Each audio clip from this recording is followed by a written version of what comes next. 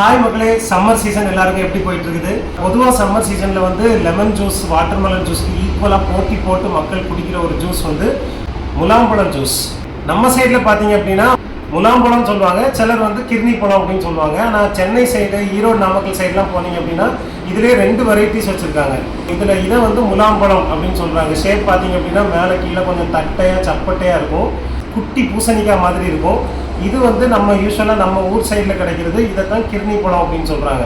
இதோட ஸ்கின் வந்து ரொம்ப திக்காக இருக்கும். நமக்கு தெரியும், முலாம்பழத்தோட ஸ்கின் வந்து ரொம்ப தின்னாக, ரொம்ப டெலிகேட்டாக அப்படி இருக்கும். நாங்கள் கடையில் ஜூஸ் குடிச்சு பார்த்தோம், இதில் ரொம்ப ஸ்பாஞ்சியாக ஒரு மாதிரி ஜூஸியாக இருந்தது. பயங்கர டேஸ்ட்டாக இருக்குது. சென்னை சைடு, ஈரோடு, நாமக்கல் சைடு போனீங்க அப்படின்னா மறக்காமல் முலாம்பழம் ஜூஸ், கிர்னி பழம் ஜூஸ் இல்லை, முலாம்பழம் ஜூஸ் அப்படின்னு கேட்டு வாங்கி குடிச்சிட்டு எப்படி இருக்குது அப்படிங்கிறத இங்கே வந்து நம்ம வீடியோவில் கமெண்ட் மறக்காமல் பண்ணுங்கள். நெக்ஸ்ட் வீடியோவில் மீட் பண்ணலாம். டேக் கேர், பாய்.